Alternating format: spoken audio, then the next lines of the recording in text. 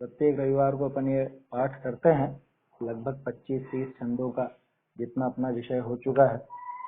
अब आज थोड़ी कुछ चर्चा करते हैं, कोई अगर प्रश्न वगैरह हो या कुछ ऐसा शंका हो उसके संबंध में कुछ बात करें।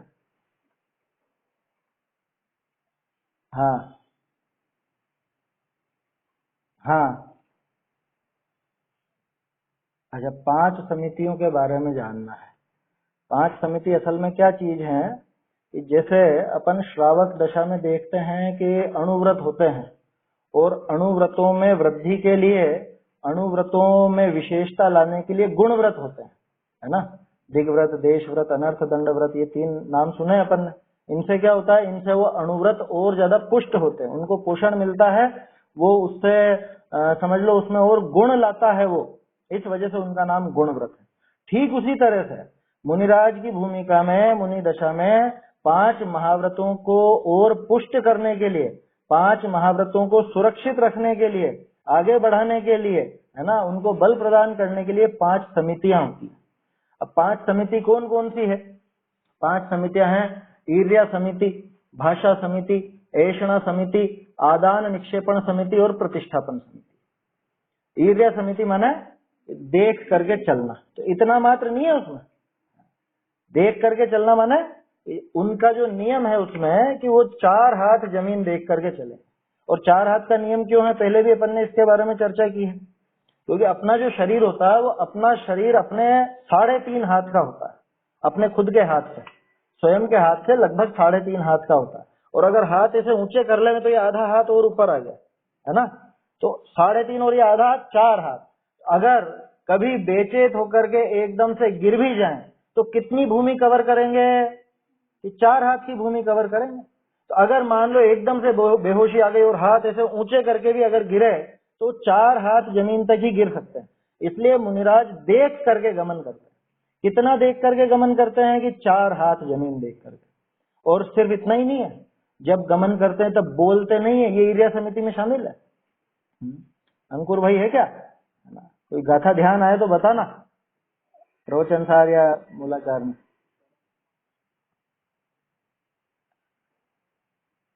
हाँ, महाव्रतों की परिकर भूत समितियां जो अभी अपन देख रहे थे ना, उनको पुष्ट करने के लिए, उनकी सुरक्षा के लिए उनका परिकर है वो। परिकर, परिकर समझते हैं? परिकर माने जैसे अपने सगे संबंधी होते हैं, रिश्तेदार होते हैं, वैसा।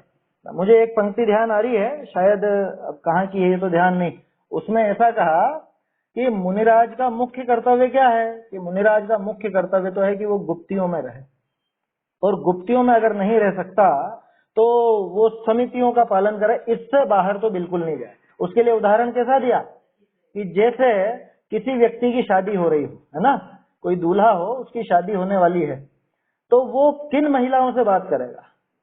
कि वैसे तो उसका कायदा यही है कि वो जो अपनी होने वाली पत्नी है उसी से बात करे, ठीक है ना, उसी से बात करे। और या फिर जो उसके साथ रहती हैं, जो साथ रहती हैं, उसकी सखियां या उसकी बहनें या जो भी रिश्तेदार उसकी साथिन हो, उनसे, उनके बाहर किसी और से बात ना करे। क्यों? क्योंकि उसके बाहर अगर किसी महिला से वो बात करता है ना, तो वो उस पर दोष लगता है। ठीक उसी तरह से मुनिराज के लिए वो गुप्तियां तो उनकी वधु हैं, और उन वधुओं की सखियां ये समितियां हैं। हाँ, चले मुनि दूल्हा बनके, इस तरह का एक भजन है ना। हाँ, वेश दिगंबर धार, चले हैं मुनि दूल्हा बनके, इस तरह का भजन है। बहुत से भजन इस तरह के लिखे हुए। तो स्पष्ट रूप से उसमें आता है कि गुप्तियां उनका मुख्य कर्तव्य है कि कायदे से तो गुप्ती में रहें। और जब गुप्ती में नहीं, गुप्ती का मतलब आत्मलीनता के समय स्वयं गुप्तियां पलती हैं। मुनिराज का मुख्य कार्य आत्मलीनता का है ना।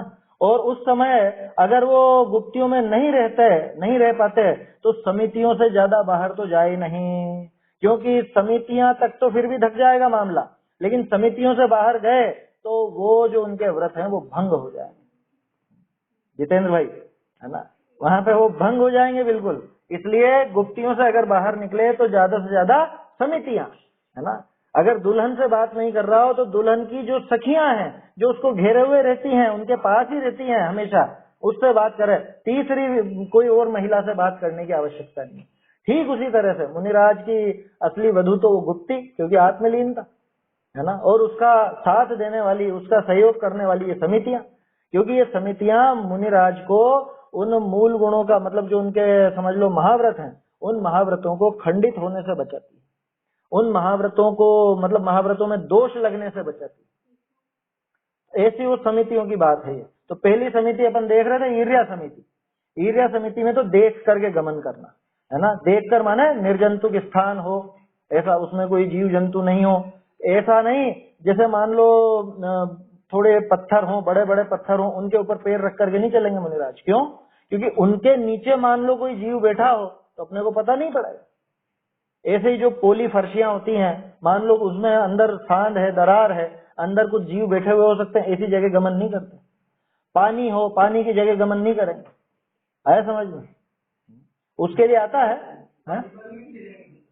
पानी का उसमें आता है, कहीं पर इस तरह का भी आता है कि घुटने से नीचे नीचे तक का, जिसमें देख सके, नीचे की जमीन दिख सके, है ना, घुटने से, वो भी बहुत आवश्यक होने पर ही। घुटने से ऊपर के में तो जाएंगे ही नहीं, और उसमें भी दिखना चाहिए, नीचे की भूमि दिखनी चाहिए। अगर वो भूमि नहीं दिख रही है तो मुनिराज ऐसी जगह के पर पैर भी नहीं रखते। हाँ, वो बहते हुए पानी की बात है जो मैं कह रहा हूँ ना, वो गमन की बात आती भी है तो बहता हुआ पानी होना चाहिए। मतलब जैसे कोई नदी नाला आ जाता हो, वहाँ बारिश में बहने लग जाता हो, और वो सिर्फ घुटने से नीचे तक का हो, जिसमें नीचे के जीव जंतु दिख जाए, नीचे अगर क्या है वो नजर आ जाए। होती है ना बहुत सी नदियां इस तरह की, नीचे के पत्थर वगैरह बिल्कुल साफ साफ नजर आने लगते हैं अपने को। उतने मात्र में, बहते हुए में, ठहरे हुए में नहीं। ठहरे हुए में तो पाम ही नहीं रखेंगे, ये नियम है। ये समझ में आ रही है बात? ठहरे हुए में तो पैर ही नहीं रखेंगे। क्यों? क्योंकि ठहरा हुआ पानी में तो अंतर मुहूर्त के अंदर जीव पैदा हो चुके हैं, वो तो बिना छना पानी। हाँ, तो वो ठहरा हुआ है ना, वो नदी का कहाँ रहा? वो तो ठहरा, वो तो गड्ढे की बात कह रहे हो तुम। गड्ढे वड्ढे में गमन नहीं करें।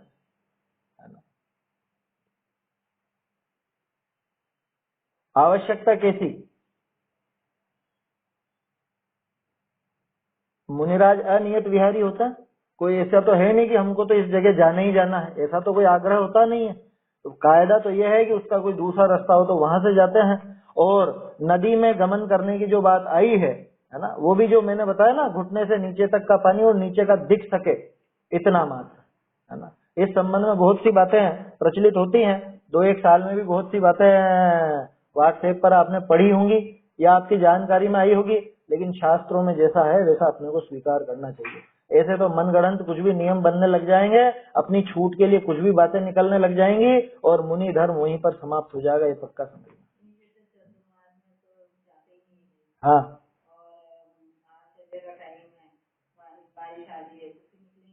बारिश में कैसे निकलेंगे? कैसे निकलेंगे? उस समय तो ठहरते हैं, वो एक स्थान पर ठहरते हैं।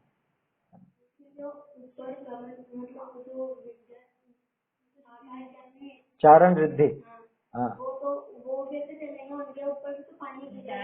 चारण रिद्धिधारी मुनिराज की बात नहीं है। उनको तो पानी स्पर्श, मतलब वो तो पानी का स्पर्श क्यों करेंगे, जमीन से ऊपर उठ के चल रहे हैं तो उनको कोई दिक्कत ही नहीं है।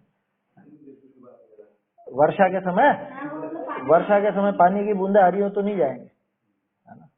ऐसा स्पष्ट है। ये सब अपने को देखो पढ़ना चाहिए, कभी मौका लगेगा ना तो ये प्रकरण भी अपन मतलब पूरा ही पढ़ेंगे आद्योपांत, जैसे अभी आत्मानुशासन अपन पढ़ रहे हैं। कभी मौका लगेगा तो मूल जो अपने ग्रंथ है जिसमें मुनि आचार की बात हो, श्रावक के आचरण की बात हो, ऐसा भी ग्रंथ लेंगे। श्रावकाचार तो था ही सही आत्मानुशासन में, ऐसी बात नहीं। तो ईर्या समिति में बहुत सी बातें, अकेले देख करके चलना इतना ही मात्र नहीं होता।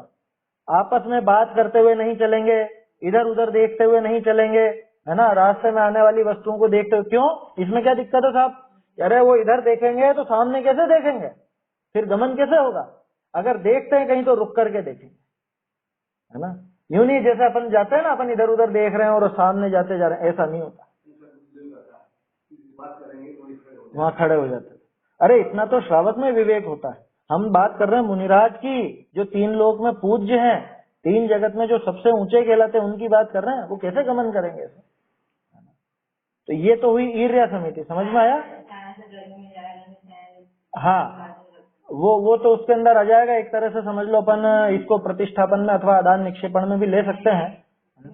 ईर्ष्या समिति वाली बात नहीं है वो, क्योंकि ईर्ष्या समिति में तो देखकर गमन की बात है ना। और छाया से धूप में या धूप से छाया में जाने पर अपने शरीर का जो मार्जन करते हैं,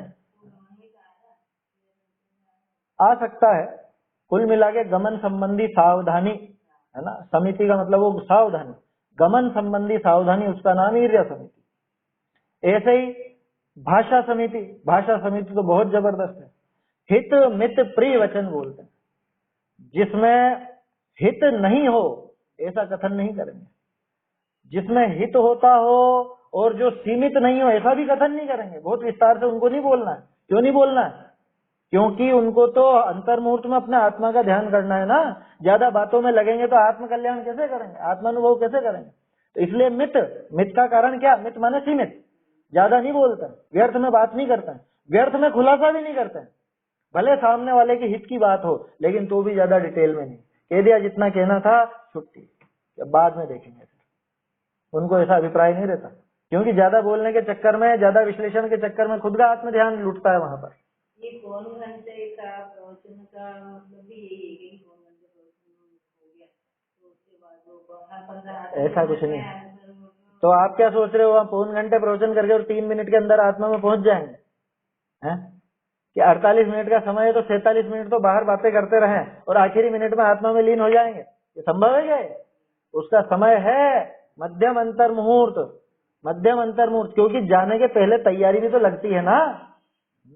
यही बात समझ में। जब आत्मा में लीन होते हैं तो कोई ऐसा नहीं होता है कि यहाँ बात कर रहे थे और बात करते करते एकदम से ही लीन हो गए। उसके पहले की तैयारी भी लगती है, तो वो तैयारी के लिए भी समय चाहिए, इसलिए उसका समय मध्यम अंतर मुहूर्त बताया। मतलब एक अंदाजा बताऊं आपको तो 20-25 मिनट अंदाजा बता रहा हूँ, खूब खींच के आधा घंटा, इससे ज्यादा नहीं। ये भी अंदाजा बता रहा हूँ, ध्यान रखिएगा, शास्त्रों में ऐसा नहीं है। मध्यम अंतर मुहूर्त लिखा है। इससे ज्यादा बाहर का काम करते नहीं है, इससे ज्यादा गमन नहीं करते, इससे ज्यादा बात नहीं करते, इससे ज्यादा उपदेश नहीं देते। बात समझ में आ रही है? क्योंकि अंतर मुहूर्त में उनको आत्मलीन होना है, तो आत्मलीनता के पहले भी तो भूमिका बनेगी। पहले वो चिंतन चलेगा, वो विचारधारा चलेगी, उसके बाद फिर वो अंदर लीनता होगी। हालांकि उनकी प्रैक्टिस है और बारंबार वो आत्मलीन होते हैं, लेकिन फिर भी थोड़ा समय तो लगता ही लगता। कैसे? हाँ हाँ भाई, आप दूसरे गांव में जा रहे, दूसरे गांव में मौजूद हो, तो आप सीधे सीधे अपने घर में प्रवेश कर पाएंगे क्या? हाँ? कैसे पहुंचोगे? पहले आप आपके नगर में प्रवेश करोगे। जैसे मान लो मुझे जयपुर जाना है ना, जयपुर जाना है तो अभी यहाँ से जयपुर जाऊंगा और जयपुर में एंटर करते ही क्या मैं मेरे मकान पे पहुंच जाऊंगा क्या? जहां भी जाना हो, मान लो अपने को टोडरमल स्मारक में जाना है जयपुर में, तो जयपुर की सीमा तो बहुत पहले चालू हो चुकी, तो क्या अभी स्मारक में प्रवेश हो गया क्या? कि अभी तो 15-20 किलोमीटर, और वो बीच में ट्रैफिक मिलेगा तो आधा पौन घंटा उसमें बिगड़ेगा। हम क्या सोचते हैं कि यहाँ से 6 घंटे का रास्ता है जयपुर का, तो 6 घंटे में क्या वो मकान के अंदर घुस जाते हैं? नहीं घुस पाते। उसके पहले की भी सारी तैयारियां चलती हैं। उसी तरह से मुनिराज जब आत्मलीन होंगे तो उसके पहले के वो आत्मा संबंधी विचार है ना, वो विचार भी, वो शुभ भाव भी वहां पर होंगे। तो सहज का क्या कह रहा था? सहज रूप से नहीं करना पड़े वाली बात तो होती ही नहीं है। तो सहज रूप से बाहर में जैसी जो क्रिया बन जाती है वो होती है। करना तो वो पड़ता क्या, वो विकल्प तोड़ना पड़ता उनको। वो विकल्प तोड़ करके और इधर आत्मा के विकल्प करते हैं, आत्मा स्वरूप संबंधी, और फिर स्वरूप में लीनता करते हैं, है ना। तो भाषा समिति में हितपना, मितपना और प्रियपना जरूरी है। अशिष्ट वचन नहीं बोलते, अभद्र वचन नहीं बोलते, गालियां नहीं देते, मारने पीटने की बातें नहीं करते। आया समझ में? कह रहे इनको तो जूतों से पिटवा दो, ऐसे शब्द नहीं होते मुनियों का। आया समझ में? वचन गुप्ती खंडित होती है, ईर्ष्या भाषा समिति खंडित हो जाती है, सत्य महाव्रत। हाँ, जिनवाणी के खिलाफ कैसे बोलेंगे? जो जिनवाणी के खिलाफ बोले वो मुनि कैसे होगा भाई? जिनवाणी के आधार से तो उनका आचरण चलता है, जिनवाणी के आधार पे तो वो अपनी विचार प्रक्रिया चलाते हैं। जिनवाणी के विरुद्ध बोल करके तो वो तो खुद का ही एक तरह से उन्होंने अपलाप कर दिया, क्योंकि जिनवाणी को प्रसारित करने का काम किसका? कि वो तो मुनिराज का है ना। हमारे आचार्यों ने, मुनिराजों ने जो ग्रंथ लिखे हैं, तो इतने मेहनत से और इतने महान ग्रंथ लिखे हैं, अब इनके ही विरुद्ध चले माने तो खुद के पद के विरुद्ध हो गया काम। समझ में ही बात। तो जिनवाणी के विरुद्ध तो श्रावक ही नहीं बोलेगा। जो श्रावक जिनवाणी के विरुद्ध बोले, है ना, वीतरागता से विरुद्ध बात करे, वो श्रावक का ही का श्रावक है। वो किस बात का जिनेन्द्र का भक्त है। आपने पढ़ा ना, जैन किसे कहते हैं? जिन आज्ञा को माने, हैं, जिनेन्द्र भगवान के बताए हुए मार्ग पर चले, सो जैन होता है। बिल्कुल बच्चों की परिभाषा है। तो जो जिन आज्ञा को नहीं माने, उससे विपरीत कुछ भी बताने लग जाए, क्या ऊट पटांग कैसी भी व्याख्या करने लग जाए किसी भी बात की, तो वो तो गड़बड़ है मामला पूरा का पूरा।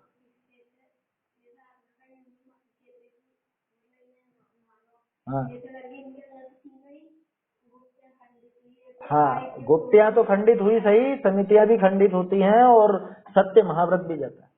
सत्य महाव्रत का अर्थ अकेले सत्य बोलना नहीं है, सत्य के साथ साथ वो सत्य हित रूप और प्रिय रूप भी होना चाहिए, मित भी होना चाहिए, है ना। ऐसा सत्य जिससे झगड़े हों, ऐसा सत्य जिससे जीवों का घात हो, ऐसा भी सत्य नहीं बोलते मुनिराज।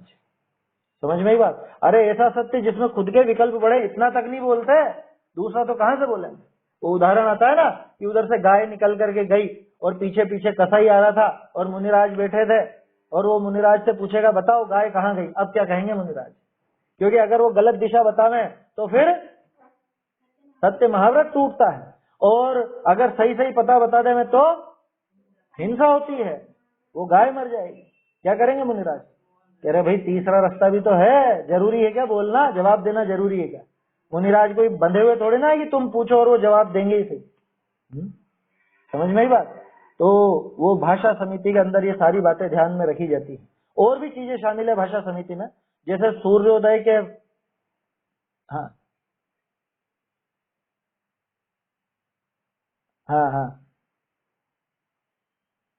खड़े हो जाएंगे माना, हाँ हाँ हाँ, ऐसा ये तो मायाचारी है, ये तो मायाचारी है कि मैं खड़ा हूं जब से तो नहीं निकली, खड़े हो गए, और ये तो आपने उस बात को बनाने के लिए ऐसा काम किया, तो स्पष्ट मायाचारी है। अरे बोलना जरूरी है क्या? क्यों बोलेंगे? उन पे पाबंदी है क्या किसी की कि जवाब देना ही जरूरी है? कोई पाबंदी नहीं है। अभी आप कुछ प्रश्न पूछो और मुझे नहीं देना हो तो नहीं दूं मैं जवाब। कोई दबेल थोड़ी ना है किसी की कि भाई आपको जवाब देना ही पड़ेगा। मुनिराज पर ऐसा दबाव है क्या किसी का? कोई दबेल नहीं। 100% जो आप कह रहे हो ना, खड़े हो जाएंगे और कह देंगे कि मैं खड़ा हूं जब से तो नहीं निकली, ये तो मायाचारी है स्पष्ट। ऐसा नहीं होता है ना। ये कोई हंसी खेल थोड़े ना चल रहा है, जो बातें बना दी वो उनकी तरह, क्या वो हतो अश्वत्थामा नरोवा कुंजरोवा, वैसी वैसी बातें नहीं होती है हमारे। झूठ है, स्पष्ट झूठ है। वो उसने क्या पूछा था, है? और इनको जवाब देना था, तो पहली बात जवाब देना ही क्यों है? जवाब देने की कोई जरूरत नहीं है, कोई वहां पे दबाव नहीं है, किसी तरह की कोई ऐसी बात नहीं कि जवाब देना पड़े। मौन रहेंगे, वो आत्म साधना कर रहे हैं, अपना काम कर रहे हैं, आया समझ में? कोई जरूरी नहीं कि जवाब दें, और उसमें कोई मायाचारी नहीं। ये जो आप कह रहे हो कि खड़े होकर के ऐसा कह दे में, वो नहीं होता है ना। ऐसा किसी ने कहा क्या? ऐसा अगर कहे तो वो तो स्पष्ट मायाचारी का पोषण है, स्पष्ट रूप से मायाचारी की अनुमोदना है।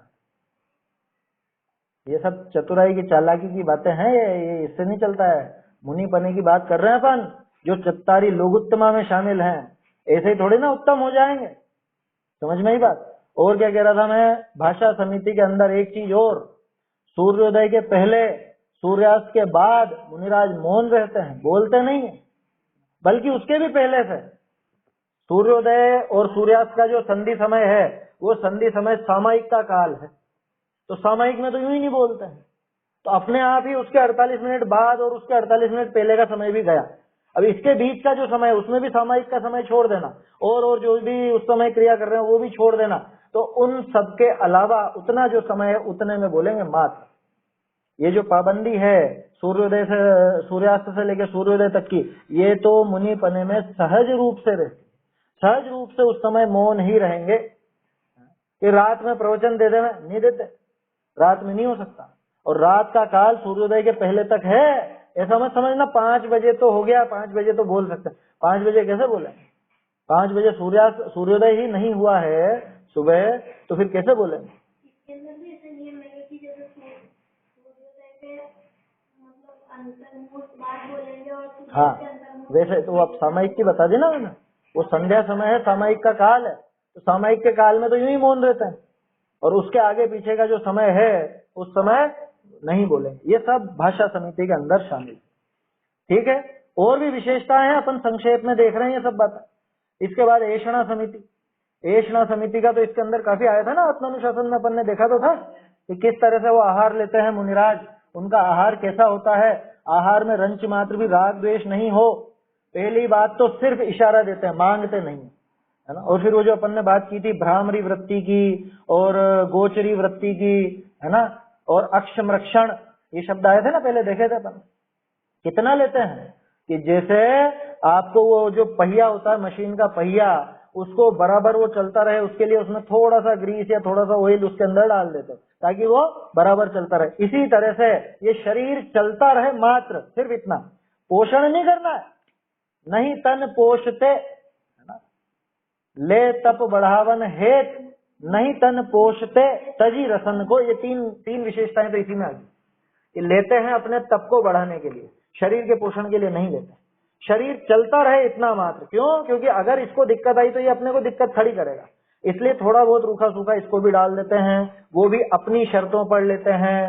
अपनी शर्तें माने जो वृत्ति लेकर के निकले वो वृत्ति अगर मिलेगी तो लूंगा, सामने वाला नवधा भक्ति करेगा मतलब इनको चाह हो ऐसी नहीं, सामने वाला अपनी गरज दिखाता है वो श्रावक, हे स्वामी आप मेरे यहाँ पधारिए, ऐसी गरज वो सामने वाला दिखाए, और पूरा भरोसा हो कि इसके यहाँ आहार जल इत्यादि सब शुद्ध है ना ये। और एक और चीज उसमें कि वो मेरे लिए नहीं बनाया हो, अलग से उद्दिष्ट नहीं हो, क्योंकि उनके उद्देश्य से बना माने उनके वो उस हिंसा का, उस आरंभ के अनुमोदन का उनको दोष लगता है।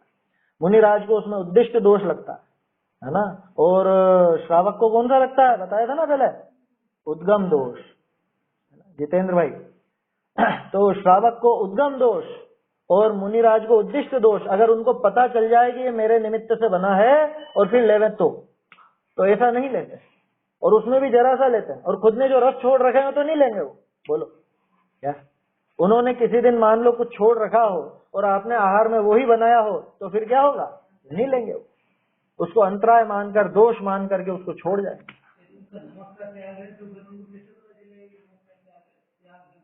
श्रावक की जिम्मेदारी है ना, वो बताएगा ना पहले कि इसमें क्या क्या चीज है ना, कि ये वस्तुएं हैं और ये ऐसी ऐसी बनी है, इसमें ये वस्तुएं हैं, तो वो अपने आप ही उनको लेना होगा तो वो हाथ आगे करेंगे, और उनको नहीं लेना होगा तो वो छोड़ देंगे। समझ में ही बात?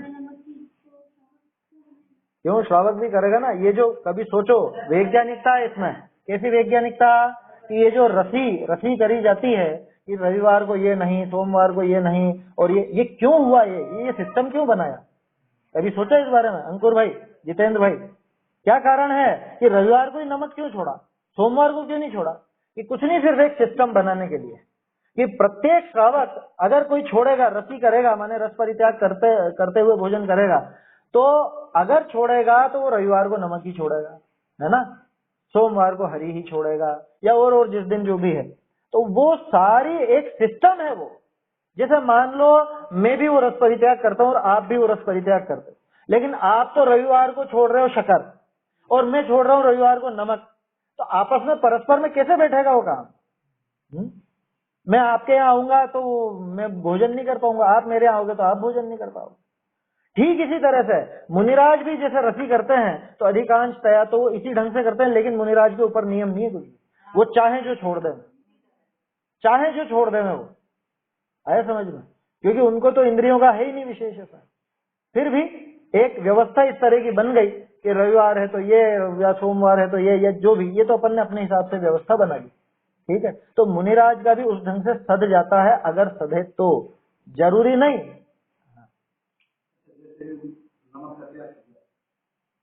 नहीं, कोई पक्का नहीं, कोई जरूरी नहीं, जरूरी नहीं है। वो चाहे तो करे, नहीं तो नहीं करे। तप है, तप मूल गुण नहीं है, तप एक्स्ट्रा है। क्या 12 तप जो है, 12 तप मूल गुणों में नहीं आते हैं। मुनिराज के 28 मूल गुणों में 12 तप है क्या? वो नहीं है, आचार्यों के होता है। हाँ नहीं, उद्दिष्ट तो बनेगा ही नहीं। अब मान लो, हाँ बहुत बढ़िया प्रश्न है ये भी। मुनिराज ने मान लो नमक का त्याग किया है और आपने तो नमक का बनाया है, तो अब फिर अरे 2 मिनट रुको, अभी अभी हम बिना नमक का बना देते हैं, वो तो उद्दिष्ट हो जाएगा, वो उद्दिष्ट आहार हो जाएगा, वो लेंगे ही नहीं मुनिराज। श्रावक तो कर सकता है खुद के लिए, उसके तो आरंभ है ना, आरंभ ही इनका उसके तो है। हाँ है ना, वो तो टोडरमल जी ने ली थी, वो बात ली है अपन ने, 7वें अधिकार में व्यवहाराभासी के प्रकरण में आई है। एक नियम छोड़ता है तो जैसे मान लो आज नमक छोड़ा, तो एक काम करो, ऐसी चीज बनाओ जिसमें नमक ही नहीं डलता, क्या खीर बनाओ आज, तो खीर खा लो। वो बात अलग कर रहे हैं, वो अलग बात कर रहे हैं, अभी श्रावक मुनि वाली बात नहीं चल रही है, ये गृद्धता वाली बात है। आपने नमक छोड़ा है तो इसका आशय ये होना चाहिए कि जिस वस्तु में नमक डलता हो उस वस्तु को बिना नमक करके खाओ, क्योंकि विषय सेवन छोड़ना है ना असल में, वो आसक्ति छोड़नी है, तो आसक्ति तोड़ने का तो यही उपाय है। आपने मीठा छोड़ा हो तो जिसमें मीठा डलता हो वो वस्तु बनाओ और बिना उस मीठे के खाओ, तब जाकर के वो, और कैसे होगा? नहीं तो बताओ कैसे जीतोगे? इंद्रिय विजय नहीं तो कैसे होगा? अब हम ऐसे होशियार हो गए हैं कि एक चीज छोड़ते तो उसका सब्स्टिट्यूट दूसरा ले आते, है ना। टोडरमल जी ने तो खूब खिंचाई करी है उस बारे में। 7वां अधिकार तो मूलतः पूरा पठनीय है ना। नम्रता, उस चीज को देखना, व्यवहाराभासी के प्रकरण में तो काफी चर्चा हुई है पहले। तो ये कौन सा कर रहे थे अपन अभी? ऐषणा समिति की बात थी, और भी बहुत सी बातें शामिल है उसमें, जो 32 अंतराय हैं और 46 दोष हैं।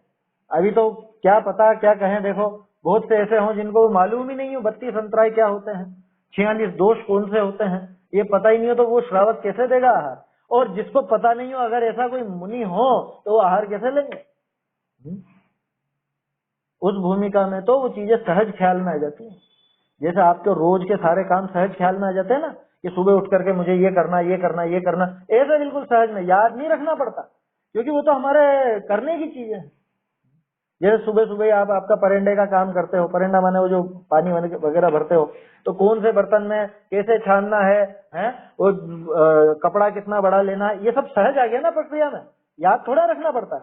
इतना बड़ा कपड़ा लेना है जिसके कोने सूखे रहें, आसानी से छन जाए, वो सूखे कोनों से पकड़ करके अपन फिर बाद में उसके बाद जीवाणी करें और ऐसा करें वैसा करें, वो सारी की सारी क्रिया अपने आप ख्याल में आ जाती है ना, याद नहीं रखनी पड़ती। ऐसे ही वो 32 अंतराय, 46 दोष, ये सब भी सहज रूप से उनको जानने में आते हैं, जानते हैं, वो रटना नहीं पड़ता। और ये हमको भी जानना चाहिए, हम लोगों को भी ये चीजें सीखनी चाहिए। तो ये सब चीजें ऐषणा समिति में आती है, और भी बहुत सी बातें आती हैं। पहले तो शास्त्र आप पढ़ोगे तो उसमें आएगा, वो पहले देख लेते हैं कि चिमनियों से धुआं उठने लग गया कि नहीं, घरों की चिमनियों से, घरों पर से धुआं उठ रहा है कि नहीं। अब वो बात नहीं लगेगी, लेकिन क्यों? क्योंकि पहले वो कच्चे चूल्हे होते थे तो उनमें वो धुआं उठता था। धुआं उठने का मतलब क्या? कि खाना बनने की तैयारी होगी। इसके पहले नहीं उतरेंगे, वो देखेंगे कि बाहर बच्चे खेलने लग गए हैं क्या, तो बच्चे खेल रहे हैं मतलब कि खा पी के फ्री हो गए, अब खेल रहे हैं बाहर में बच्चे, तब फिर वो घूमने निकले। बहुत साइंटिफिक तरीके से वो सब नियम थे, उनमें से कुछ नियम अब अप्रासंगिक हो गए हैं, क्योंकि बच्चे सब पहुंच गए स्कूल, है ना, घर वाले पहुंच गए ऑफिस ठीक है, और खाना अब सुबह भी बन जाए कभी भी बन जाए तो उसके वो धुआं वगैरह उठता नहीं। तो उस हिसाब से वो सारी चीजें परिवर्तित हुई है ना, और उनमें कुछ जैसे भी हो पहचान चिन्ह तो हमेशा आज भी मिल जाएंगे आपको। अब स्पष्ट पता चल गया कि 9 बजे ऑफिस पहुंचना रहता है लोगों को, तो आहार तो इनका बन चुका है, तो 9 बजे बाद आराम से उतर जाएंगे। हाँ, आहार के समय ही जाते हैं, एक बात ध्यान रखना, उसको टाल करके नहीं जाते, उसके पहले नहीं जाते। किन्हीं को आहार नहीं हुआ पहली बार में, तो ऐसा भी शास्त्र में कहीं पर आता है ना, अंकुर भाई ध्यान है क्या वो मूलाचार में किसमें है कि वो दूसरी बार जा सकते हैं, दूसरी बार जा सकते हैं, दोपहर में जा सकते हैं दूसरी बार, ऐसा कुछ है नियम, है ना। तो शायद वो प्रवचन सार जी में या मूलाचार जी में किसी में है वो वाली बात। अगर नहीं हो पाया, पहले आहार नहीं हो पाया तो दूसरी बार, ऐसा नहीं है कि पहली बार हो गया और दूसरी बार भी चले जाएं, वो नहीं होगा समझ में ही बात, 2 बार जाने का काम तो है ही नहीं, 2 बार आहार का तो काम है ही नहीं।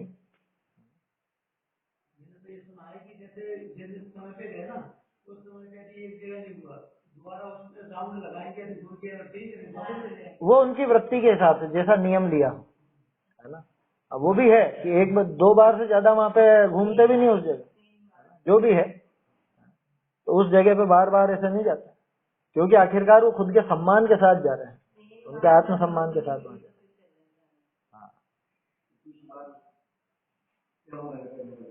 हाँ, नहीं, दूसरी बार का वो दोपहर बाद, सामयिक वगैरह, और उसके बाद बाद उस समय तो वो दूसरी बार चक्कर लगाने का है वो तो, लेकिन वो तो चले गए वापस अपने स्थान पर ना, अपने जवन जंगल इत्यादि जहाँ भी गए।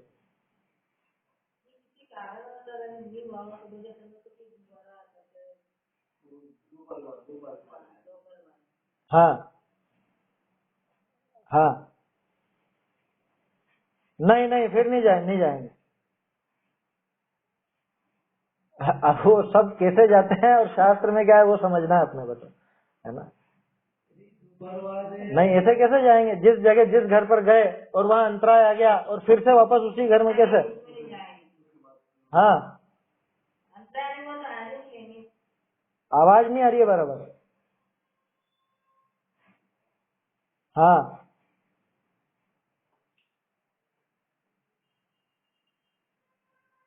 एक चौके से छूट करके दूसरे चौके में अंतराय आने पर, है ना, तो उसके बारे में तो देखना पड़ेगा, है ना। वो तो टूट गया, आहार ही छूट गया ना उस दिन का, तो भले नहीं लिया हो, नहीं करी हो,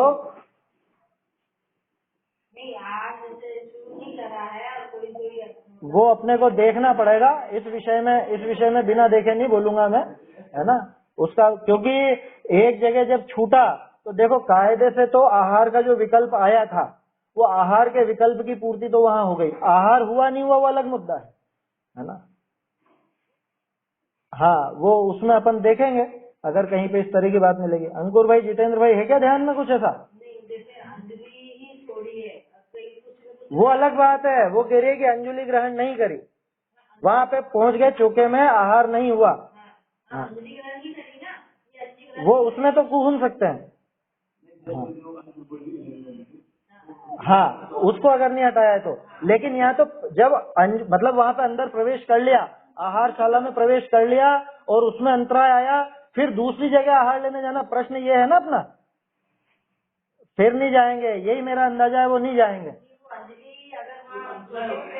अंतराय आ गया माने वो उस दिन का आहार का विकल्प पूरा हो गया, नहीं करना अब आहार, गए, वो दूसरी जगह नहीं जाएंगे, है ना। फिर भी इसमें कंफर्म करने के लिए अपन और देखेंगे, बाकी इतना तो अंदाजा है कि आहारशाला में एक बार पहुंच गए, ये वृत्ति नहीं छूटी तब तक तो वो घूमेंगे, है ना। आखड़ी जब तक नहीं छोड़ी है तब तक तो वो घूमेंगे, लेकिन आहारशाला में पहुंच गए और उसमें अंतराय आ गया तो दूसरी जगह नहीं जाएंगे, ऐसा मेरा सोचना है, और ऐसा ही जहाँ तक अंदाजा पक्का यही है। फिर भी इस विषय में और अपन देख लें।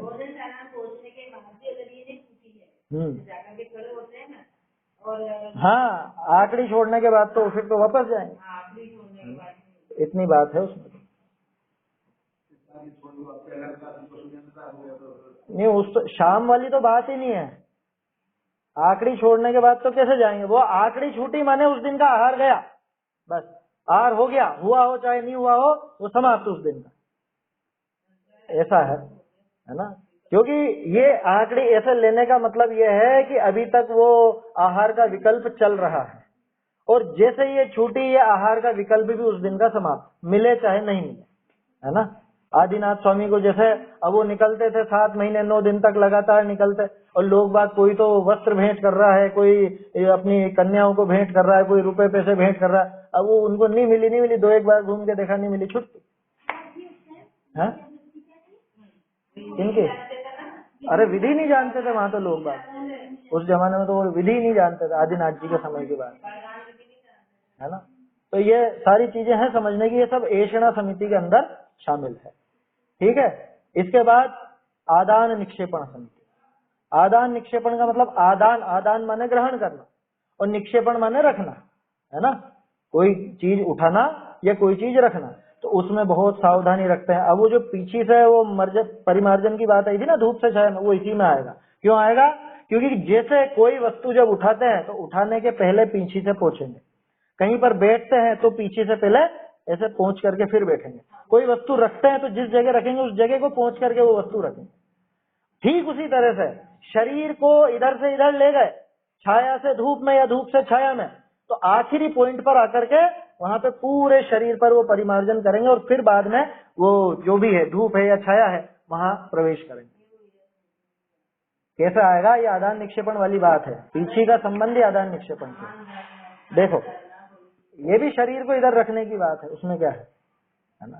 तो आदान निक्षेपण में कोई भी वस्तु उठाना रखना, वस्तु माने मुख्य रूप से तो पीछी, कमंडल और शास्त्र, इनके अलावा तो और कोई चीज को हाथ लगाते नहीं है मुनिराज। हाँ, क्योंकि छाया के जीव अलग होते हैं और धूप के जीव अलग होते हैं, ये बात मालूम है या नहीं है?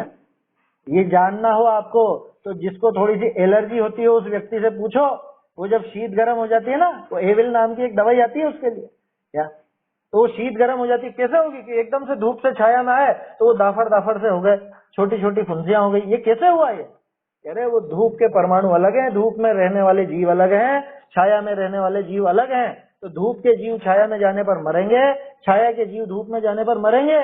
इसलिए मुनिराज जब भी धूप से छाया में जाते हैं तो धूप के आखिरी स्पॉट पर वहां पर अपने पूरे शरीर पर पीछे फेरते हैं। ऐसे ही छाया से भी जब धूप में जाते हैं तब भी यही प्रक्रिया है।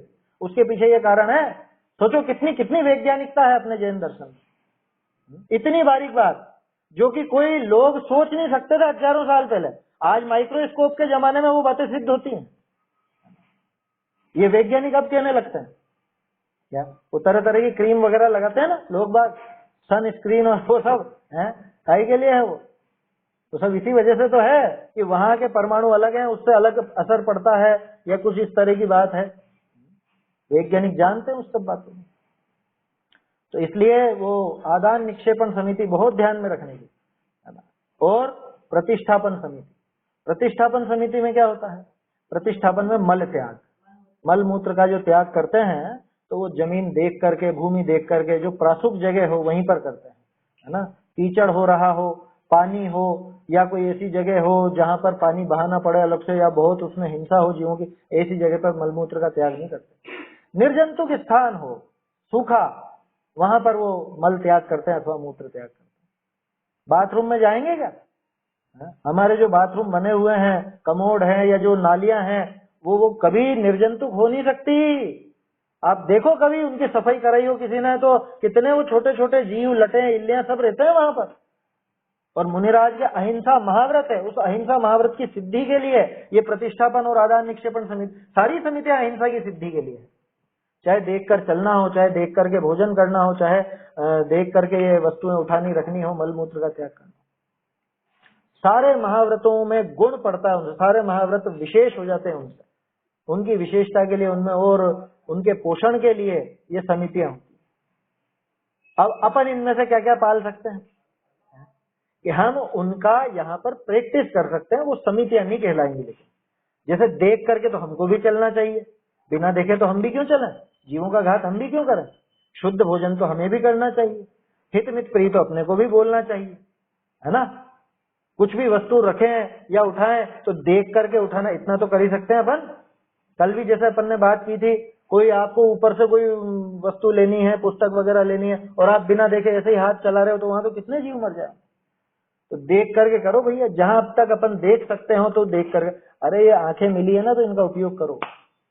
आया समझ में? फिल्में देखने में इनका उपयोग नहीं है क्या, इनका उपयोग जीवों को देख करके उसका गमन करो, ये इनका उपयोग।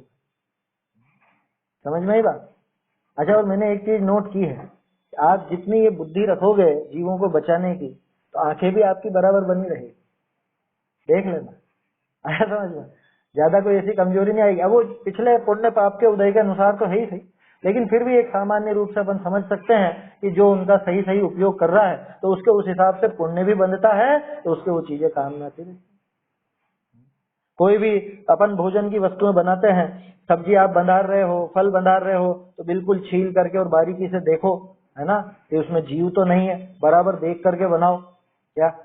जैसे बहुत सी सब्जियां होती है, अभी बारिश के मौसम में तो बहुत निकलते हैं, इल्लियां वगैरह खूब निकलते हैं। पहली बात तो ऐसी सब्जियां और फल लाना ही नहीं कि जिनमें संभावनाएं हो। पत्ते वाली सब्जियां तो कभी नहीं खाने की होती हैं, बारिश में तो विशेष रूप से उनमें जीव पैदा होता है ना। आम तो मेरे ख्याल से सबने बंद कर ही दिए होंगे, अष्टानिका के टाइम से ही बंद कर देना चाहिए आम तो।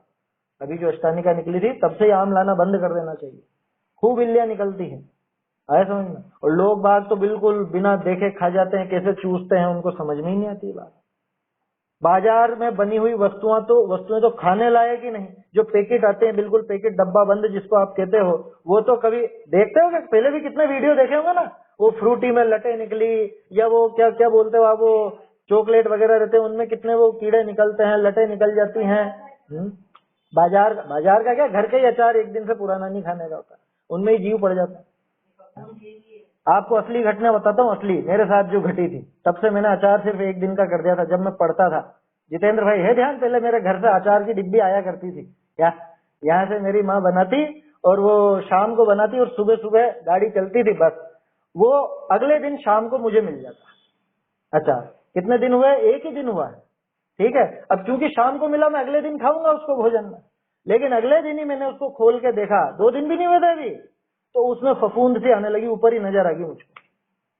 तब से नियम ले लिया कि एक दिन से पुराना अचार खाना ही नहीं, और कायदे से नहीं खाना चाहिए, आया समझ में। हाँ, वो तो कोई भी छोड़ सकता है, कोई उसमें बड़ी बात नहीं है ऐसी, है ना। अचार छोड़ने में क्या दम। बाजार की वस्तुएं तो बिल्कुल भी खाने लायक नहीं है। हाँ भैया,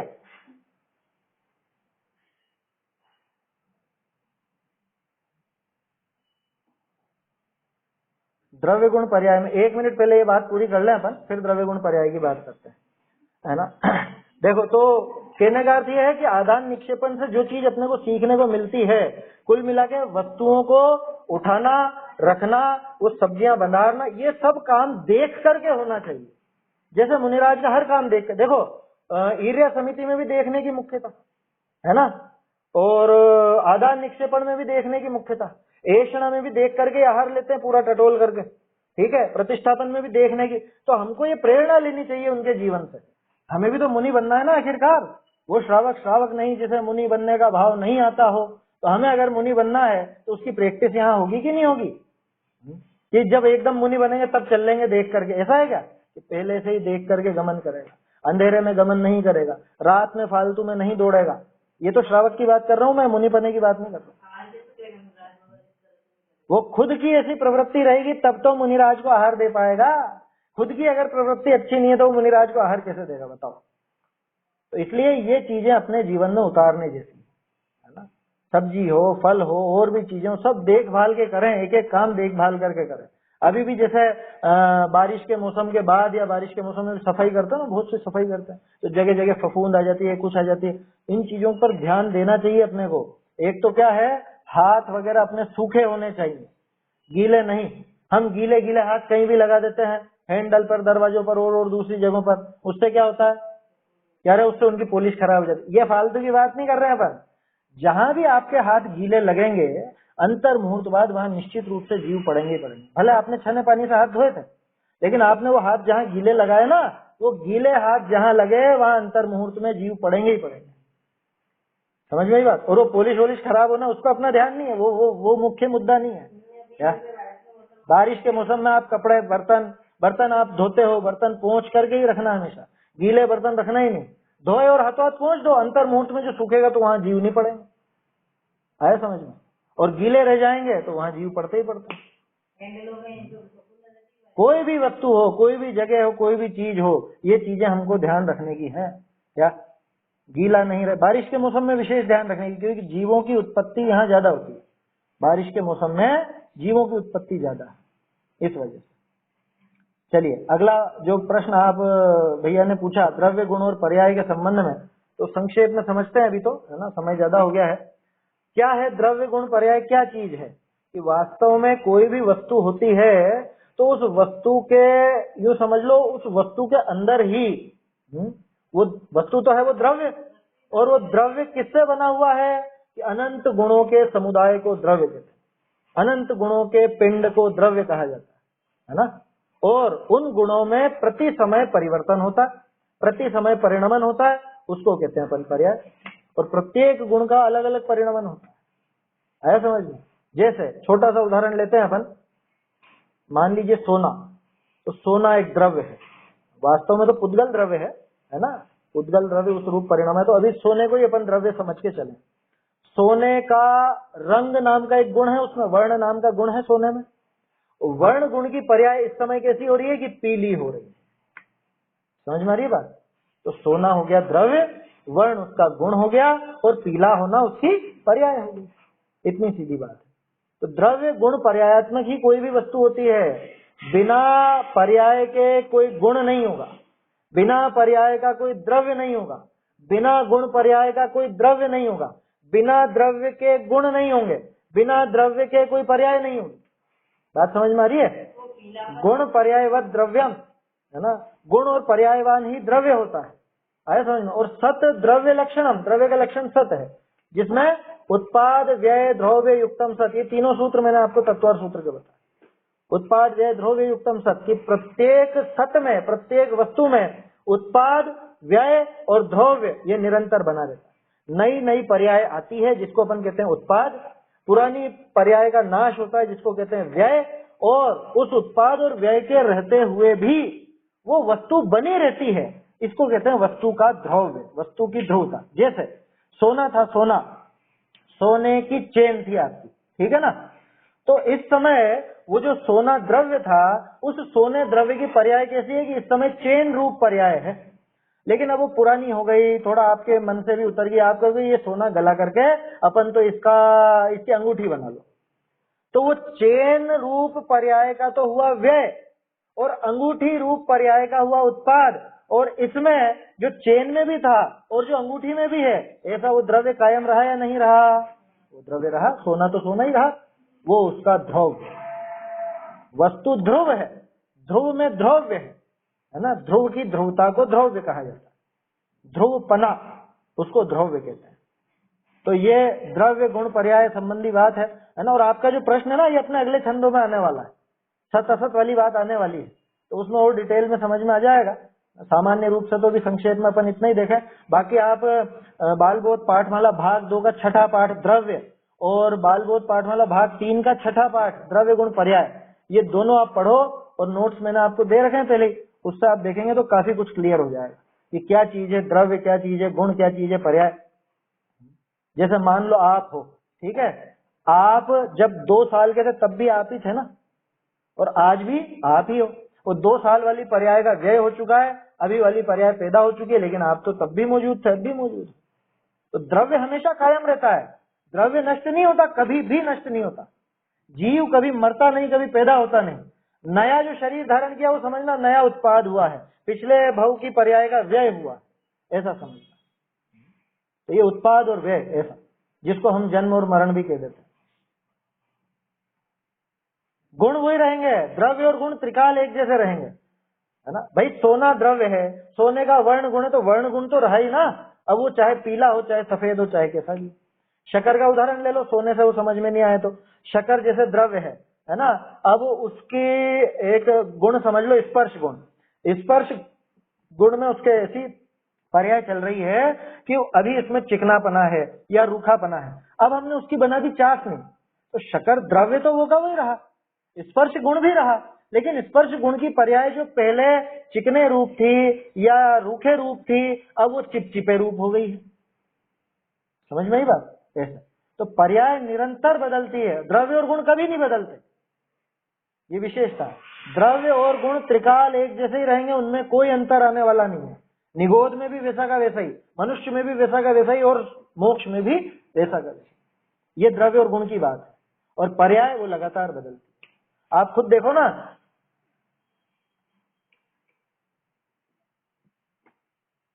हाँ नहीं नहीं नहीं नहीं, गुण में कहाँ चेंज हुआ? ज्ञान बदल गया क्या? ज्ञान तो ज्ञान ही रहा ना। ज्ञान में कमी आ गई माने वो पर्याय कम हुई, पर्याय की कमी जरूर दिख जाएगी। केवल ज्ञान होगा तो पर्याय में बढ़ोतरी जरूर दिख जाएगी, है ना, लेकिन ज्ञान गुण तो वो का वही रहा। जानना मिट गया क्या? जानना तो नहीं मिटा। जो ज्ञान आदि अनंत गुण है, ज्ञान, दर्शन, सुख, वीर इत्यादि, अस्तित्व, वस्तुत्व इत्यादि, ये सारे तो त्रिकाल वैसे के वैसे ही रहे। निगोद में कोई गुणों में अंतर नहीं आ गया। नरक में चले जाएंगे तो क्या गुण बदल जाएंगे अपने? ज्ञान तो ज्ञान रहने वाला ही है। हाँ, इतना हो जाएगा कि अभी ज्यादा जानते थे, अभी सही सही जानते थे, वहां कुछ उल्टा सीधा जानने लगेंगे, लेकिन जानना तो कायम रहेगा ना। जैसे वो सोने का या वो शक्कर का अपन ने उदाहरण देखा, तो स्पर्श गुण तो कायम ही रहा ना, पर्याय भले बदल गई। पहले पर्याय अलग रूप थी, अभी पर्याय अलग रूप है। निगोद में पर्याय ज्ञान की अत्यंत हीन दशा रूप रहेगी। केवल ज्ञान होने पर अत्यंत सबसे ऊंचा केवल ज्ञान सब कुछ जानने रूप हो जाएगा, लेकिन ज्ञान ही तो रहेगा। ज्ञान बदल करके कोई लकड़ी के स्पर्श रूप तो नहीं हो जाएगा। वो द्रव्य गुण पर्याय वाला पाठ जरूर पढ़िए आप, उससे बहुत क्लियर होगा। आज सबसे कहना चाहता हूँ, क्योंकि कल जो अपना विषय चलेगा वो 171 नंबर छंद से वस्तु की व्यवस्था समझाएंगे अब आचार्य। अब प्रकरण बदल गया है, अब वो मुनि पने वाला प्रकरण से छूटकर अब वस्तु कैसी है, इसमें अनेकांत की बात भी आएगी, त्याद्वाद की बात भी आएगी, और वस्तु व्यवस्था कैसी होती है, द्रव्य गुण पर्याय आदि, ये सारी बातें इसके अंदर आएंगी। तो एक बार आप सब द्रव्य गुण पर्याय जरूर पढ़ें। हाँ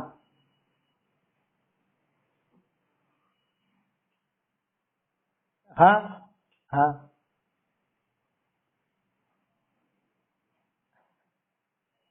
नहीं गुण तो ये के यही थे, रुचि का अंतर पड़ जाता है। उस समय रुचि जागी, इस समय रुचि नहीं जागी, है ना। उनके उस पर्याय, अरे वही जीव वो मारीची के भाव में था कि नहीं था, मनुष्य था ना, तीर्थंकर का पोता था, भरत चक्रवर्ती का पुत्र था, लेकिन उस भाव में नहीं सुधरना था, नहीं सुधरा था। वो सुधरना था शेर के भाव में।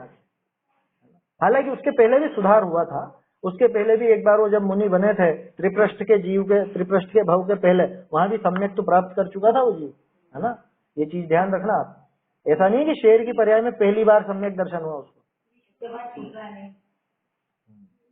उसके बाद छूटा नहीं, शेर की पर्याय के बाद छूटा नहीं, कंटिन्यू चला, इतनी बात। द्रव्य गुण पर्याय वाला पाठ आप सब पढ़ें तो आपको ये जो आगे कल से अपन देखेंगे सुबह आत्मानुशासन में 171 नंबर से, वो बहुत अच्छे से समझ में आएगा, और वस्तु की सिद्धि भी बहुत अच्छी। फिर आपको स्याद्वाद में आनंद आएगा। अभी तो उलझाड़ जैसा लगता होगा, इस नए से ऐसा, इस नए से ऐसा, ये क्या चक्कर है, लेकिन ये द्रव्य गुण पर्याय समझ में आ जाएगी ना, तो ये चीजें बहुत क्लियर हो जाएंगी। तो आज संडे है, सबके जो भी व्यापार या नौकरी आदि हो, तो उससे थोड़ा सा समय निकाल के वो द्रव्य वाला पाठ और द्रव्य गुण पर्याय वाला पाठ, बालबोध पाठमाला भाग 2 और भाग 3, तो छोटे छोटे से पाठ हैं, ये जरूर पढ़े, है ना। अभी समय भी हो गया है अपना, आज चर्चा को यहीं विराम देते हैं। समितियों के बारे में और सामान्य द्रव्य गुण पर्याय के बारे में अपनी चर्चा हुई, आगे फिर आत्मानुशासन का प्रारंभ कल से ही करेंगे। चैतन्य का स्मरण प्रतिक्षण ही करो रे, भव के अनंत दुख को क्षण में हरो रे, अक्षय अनंत निज सौख्य निधान पाओ, गाओ अरे नित्य विधि के गीत गाओ।